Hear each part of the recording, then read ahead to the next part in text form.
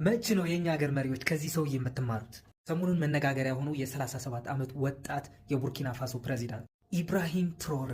ስለ እሱ ከመናገሬ በፊት ግን ፕላስ ምልክቷን ተጫኑልኝ፣ ዩቲዩቤ ጋር ሂዳችሁ ሰብስክራይብ አድርጉልኝ። እናም ይህ ሰውዬ በጣም ችግር ነበረበት። ችግሩም ቀላል አልነበረም። ከ18 ጊዜ በላይ ለግድያ ሙከራ ያጋለጠው ችግር ነበር። ወይ እንዴት ነው አንድ ሰው በጂኦሎጂ ዩኒቨርሲቲ ውስጥ ተመርቆ የአንድ ሀገር ፕሬዚዳንት መሆን የሚችለው? እንደዛ አይነት ጥያቄ እዚህ ሰውዬ ላይ አይሰራም ጭራሽ። አይደለም በጂኦሎጂ ለምን በነርሲንግ አልመረቅም ነው የሚላችሁ። ይህን ሰውዬ ለመግደል ያልተደረገ ሙከራ አልነበረም። ባይዘወይ በቦምብ ሞከሩ፣ በጥይት ሞከሩ፣ በኮራፕሽን በሙስና ሞከሩ። እንዲህ እንዳቧራ ነው የሚያራግፋቸው ጠላቶቹ። ፕሬዚዳንት ከመሆኑ በፊት የነበረውን ህይወቱ ልንገራችሁ፣ በደንብ አድምጡኝ።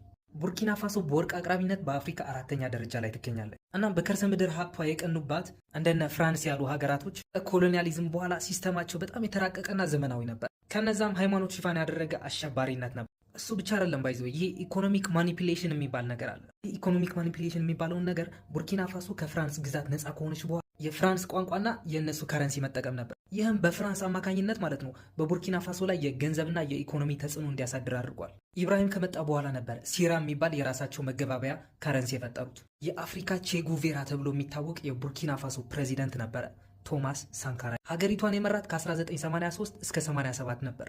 ከፈረንሳይ ይደርስባቸው የነበረውን ጥቃት በቃ እኛ ከዚህ በላይ መቋቋም አንችልም ምናምን ስላለ ይደረጋል። የቶማስ ሳንካራን ታሪክ በሰፊው እንደማቀርብላችሁ ተስፋ አደርጋለሁ። ኢብራሂም ትሮሬ ከቶማስ ሳንካራ ጋር ሰዎች እያነጻጸሩት ይገኛሉ። ይዞ ያልነገርኳችሁ የዚህ ሰውዬ ችግር ማለት ነው ወደ ስልጣን የወጣው በመፈንቅለ መንግስት ነው።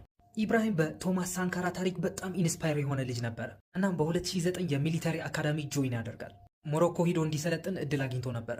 በዩኤን ስር ሆኖም በሰላም አስከባሪነት ወደ ማሊም ዘምቶ ነበረ።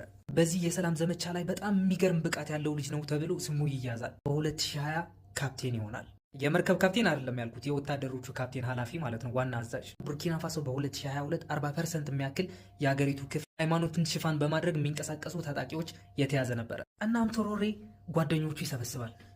ጠጋ በሉ እንሰብሰብ፣ ስለ ሀገራችን መሪ ምን ታስባላችሁ?